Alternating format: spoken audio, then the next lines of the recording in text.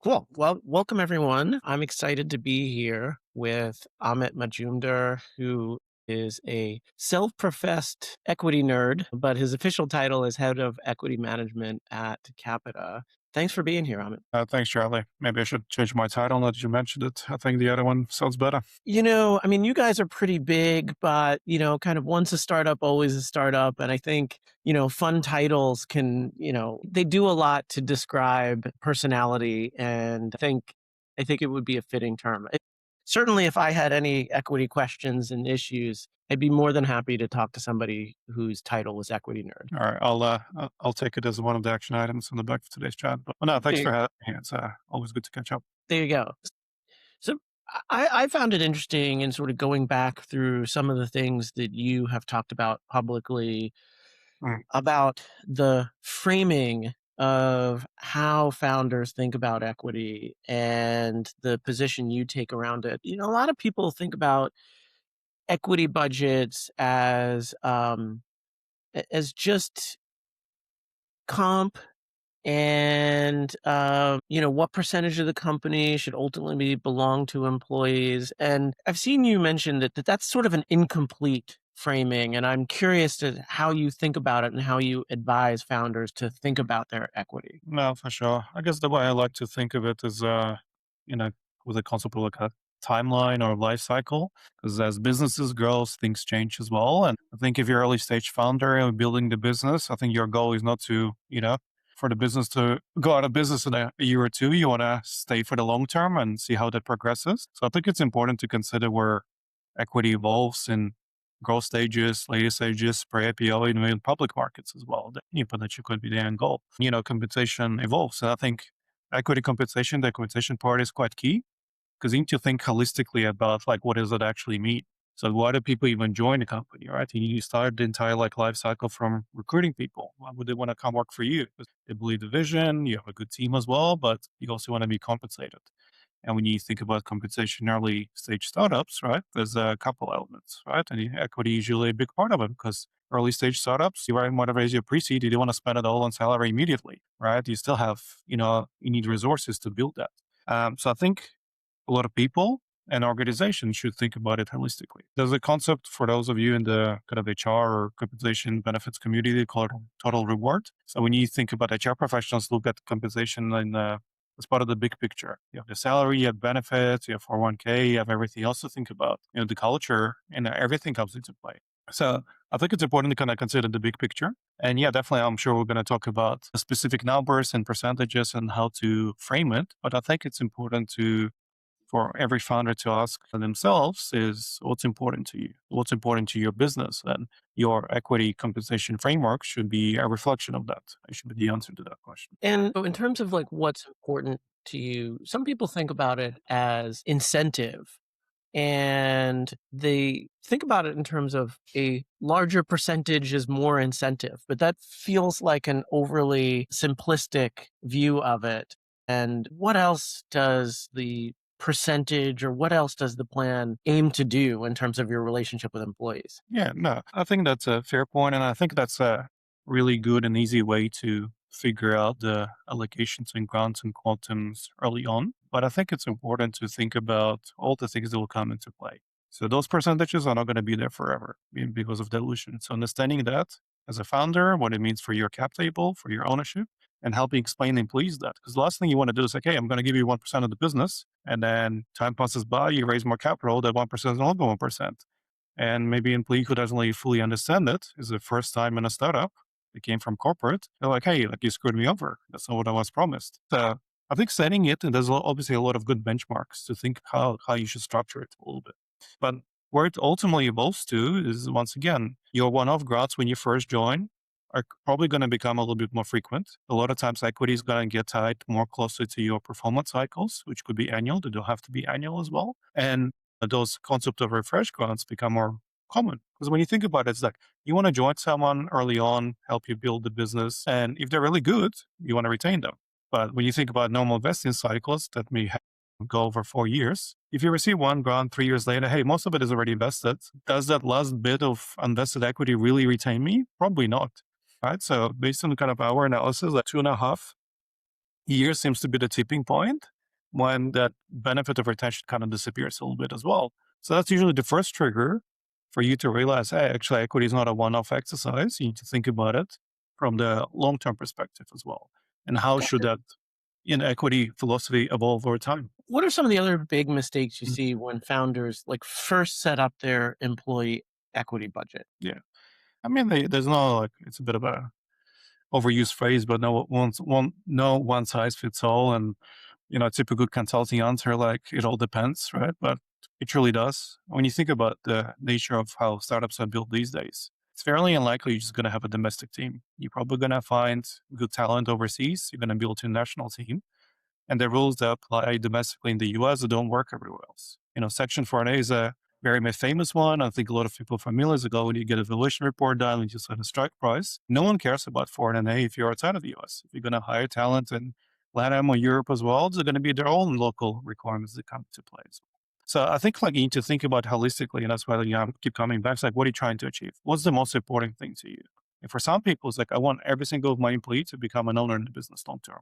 I want them to act on an owner, so that's why I want to have that ownership piece with them. For some people, it's like, hey, my employees actually don't really care about it. They just want to get cash, which is fine, right? So maybe my goal is to incentivize my top execs to achieve certain targets and goals. So maybe performance is what I'm going to be focusing on. So with those kind of answers in mind, that's, your team, your business objectives, there's actually many different ways to structure your equity plan as well. And how do you budget for it for now and for later? And that's typically a mistake I see often in startups where they say, well, let me go look at the, I don't know, call it the Y Combinator template for Yeah. doing that. They're always looking for like, oh, well, this VC firm put out a thing and that must be the best practice. So I'm going to cookie cutter apply it to my business. But Yeah. every startup situation is different. I think so, but I feel like benchmarks and data is very helpful if you kind of compete in that field. All right, for example, if you want to hire talent and you're going to compete with the big tech companies, they're all going to get like similar packages with their RSUs and so on as well. So that's what they're kind of potentially giving up to join your company. So understanding that is important. Yeah, understanding what other startups do. Like if you're in AI space, there's so many new AI startups as well. How do you think about compensation? There's a lot of new innovative ways to go about it as well. So you don't want to be completely doing something different without understanding why you're making a different decision. Yeah, so there's definitely a use case to get a sense of the market, right? But then adjust it to whatever makes sense to you. Makes sense to your investors as well. Makes sense to make up of your business. Are you a solo founder, right? Which is becoming a little bit more prevalent, right? So if you're a solo founder, you probably might need a little bit more help because you don't have that co-founders around you to help you with that. So maybe the equity cost for some early employees will be on a larger side as opposed to when you have a traditional couple of co-founders. So you've shared, and I've seen this too, that employees engage the most with their equity actually when they're leaving. And I've Okay. seen lots of emails fly by of somebody's leaving a successful company Right. and they're looking to raise money to buy their equity because they Yeah. they didn't budget for being able to do this and now the equity is priced super high. Mhm. But I'm curious if people only tend to interact with the equity when they're leaving, what does that say about how equity budgets are working today if it's not even something that people think about until they're walking out the door? Yeah, maybe it's a sign that they're not working, right? But I think I remember when I kind of mentioned this on one of the other events, but the when you look at the data and a lot of the platforms, right? And obviously we provide a platform, we can see employee activity. Obviously, you log in when you get your first grant agreement. It's like, oh, I'm getting equity. Let me have a look what I do. I sign, I agree. That's good. But in the private markets, it's not like you usually can transact on it immediately, right? So you kind of park it. And then when time comes to get another offer, it's like, oh, okay, should I join the startup? I may want to negotiate equity in that one. Let me go and check what I have. So a lot of HR folks actually monitor activity, how often you log in and check the rules of the plan, your grant agreements to kind of get a sense, oh, you're thinking about leaving. So there's a lot of analytics on the back end that can be done. But I think, yeah, that's a good sign because like, hey, it's sort of working because, obviously it's important for you to check.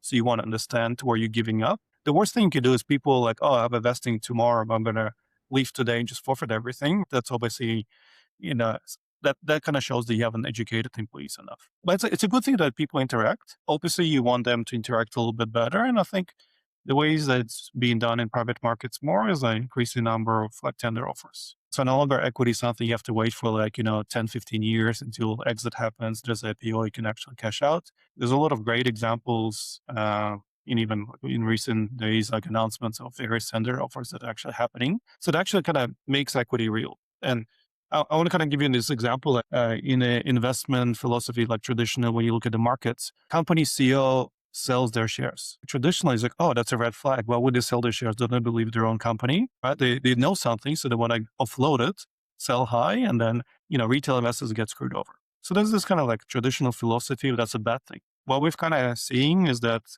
a lot more companies stop thinking this way and actually want to encourage the employees like, hey, you may want to sell our equity and just go buy some ETFs and diversify. That's actually a good thing. More companies starting to actually care about, their employees' financial well-being and providing that information as well. So it's no longer like a taboo. No one's going to look at you. Why are you selling companies' equity? Don't you believe in our success for the long term as well? It's not. It's actually becoming a lot more of a healthier debate and discussion now. So I think this is where it's kind of changing because traditionally, yeah, you would just look at it just like your rental agreement. What did I agree to it? Like, do I have to do like repairs in my apartment before I move out and all that kind of stuff, right? I think that was the traditional outlook on equity, but now it's like people are starting to get engaged throughout as well, which is, I think, is the sign to your question that, the equity philosophy, the budget's actually starting to work more because for employees, it actually matters not just at the start and the end, but even kind of throughout the life cycle. That's actually a really interesting take because it's completely economically rational Mhm. that if you intended to hold on to the rest of your equity in the long Mhm. term and a huge percentage of your net worth is baked into this one company, taking some off the table and diversifying makes sense actually. Yep. Yep. And so if it could be a positive sign that an employee is saying, "Yeah, I do want to hold on to this, but in order for me to do that, I need to diversify a little bit Mhm. because otherwise I'm all my eggs in one basket." It sort of reminds me actually of a conversation I had with Anthony Casalena, the founder of Squarespace, and he had bootstrapped Squarespace for a long time and owned 95% of the company or something like that and got an acquisition offer. And Mm. he said to me, it was never about the money Mm. until somebody offered something where I was thinking about I could have 95% of this number right now. And then Mm. it became distracting. Mm. So he set up a secondaries transaction into the company where he was able to take a little money off the table. And he Yep. said, I bought a bigger apartment closer to the office and went back to work and never thought about the money again after that. And, continued to, because he had lots of things left at the company that he still wanted to do. So, Yep. cashing out could be a loyalty signal versus, anything else. I think it makes sense in a way.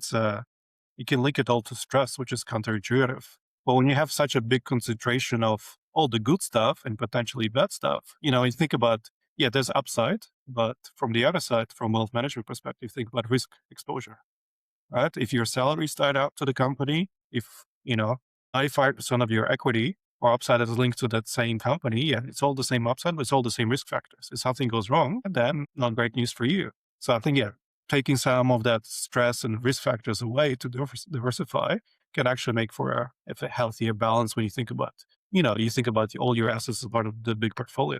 So I think that example makes perfect sense. So if I was a founder and I wanted to redesign my budget more around the employee life cycle, what does that Mhm. actually look like in practice? I mean, I thought it was really interesting the point you made that 2.5 years in, the remaining vesting just doesn't have the same incentive as it does. So if I want to align incentives and other kinds of shifts to sort of more reflect reality and Mhm. the life cycle, what does that actually mean? Yeah, so I guess like when you think about, I guess one way to look at it is from a employee's perspective and their relationship with the company. So I guess like the key milestones would be is when you hiring process, right? That's when you first engage a company, you get to know them, you understand what they're actually trying to build, what do you fit into it as well.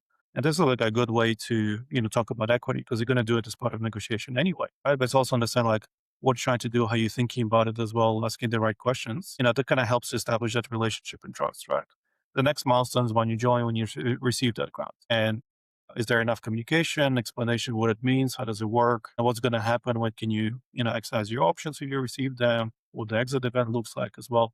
So that's another touch point. And then, continuous communication through investing to education as well. And then, especially when you have international workforce, because the taxing points are very different. In some countries, there may be a taxing point investing or exercise. In some cases, sale. Some countries have capital gain tax, others don't as well.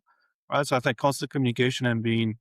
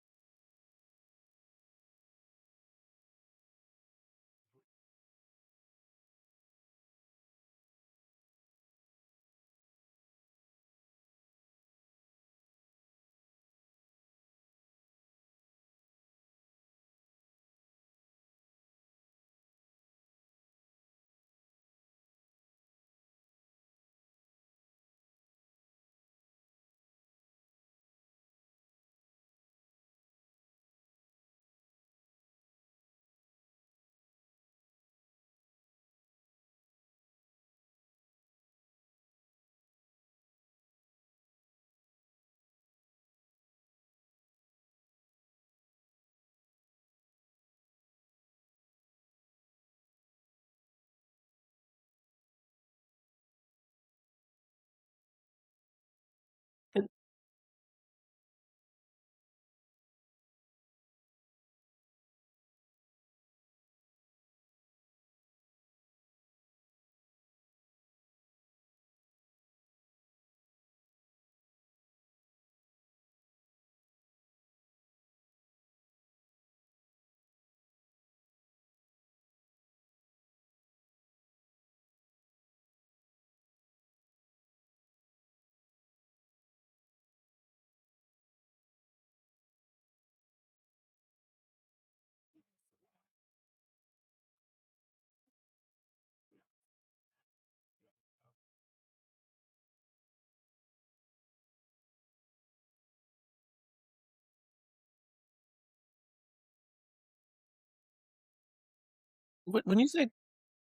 when you say tying it to the life cycle, would you suggest that, I hire, let's say I hire some junior software engineer, and it's pretty clear to me what tasks they could take on and the ways that they could upskill to become a mid-level software engineer or a senior software engineer. Would you be laying out to them up front saying like, here's your path. Oh, and by the way, if you get promoted, these are the additional grants you might get in the future as part of the incentive package.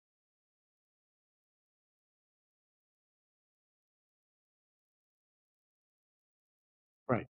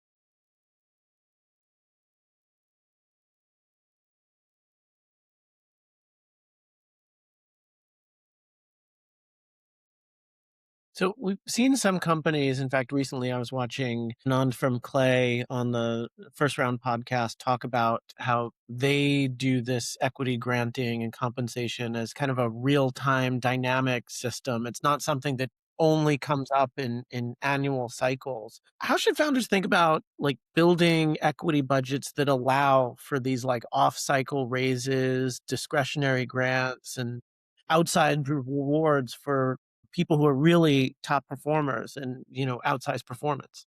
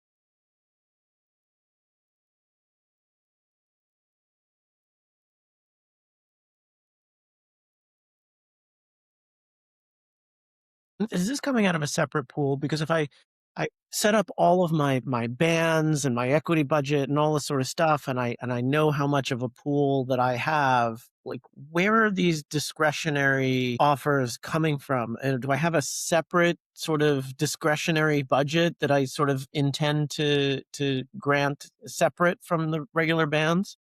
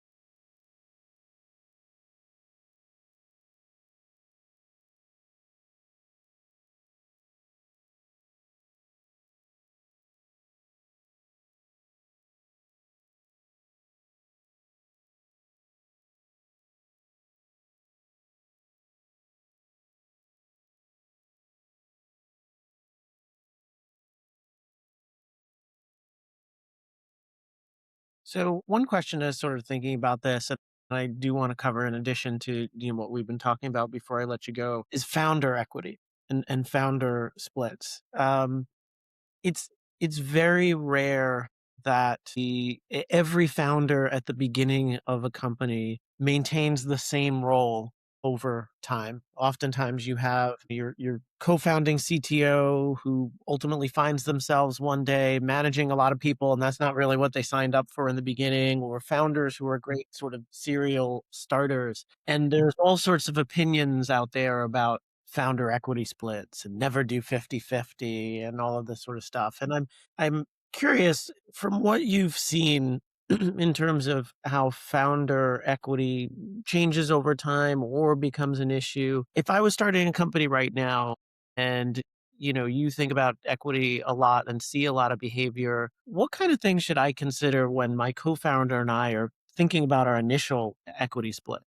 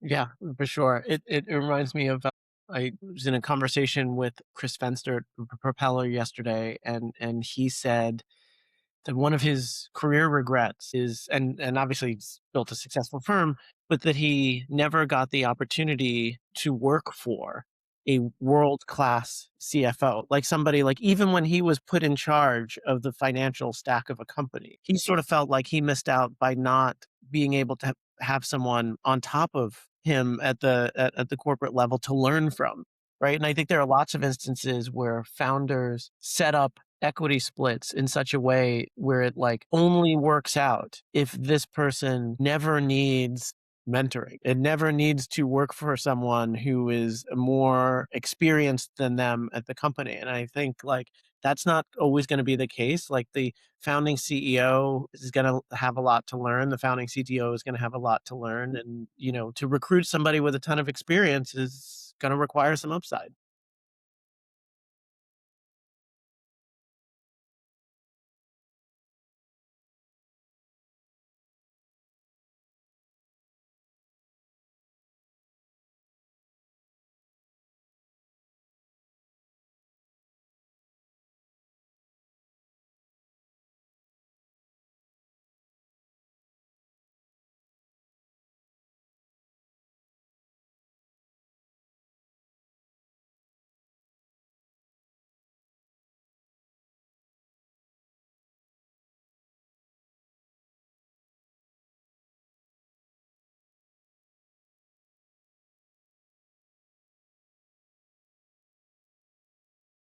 Cool. Well, listen, Amit, thank you so much for your time today. Really appreciate it. And I'm happy and excited to be working with you guys, particularly at this time of companies building global teams and in sort of a post-pandemic, like remote, hybrid, mixed, just trying to seek the best talent everywhere. I think it's really important for folks to have a partner that understands like all of the different nuances of, trying to figure out the best talent no matter where they.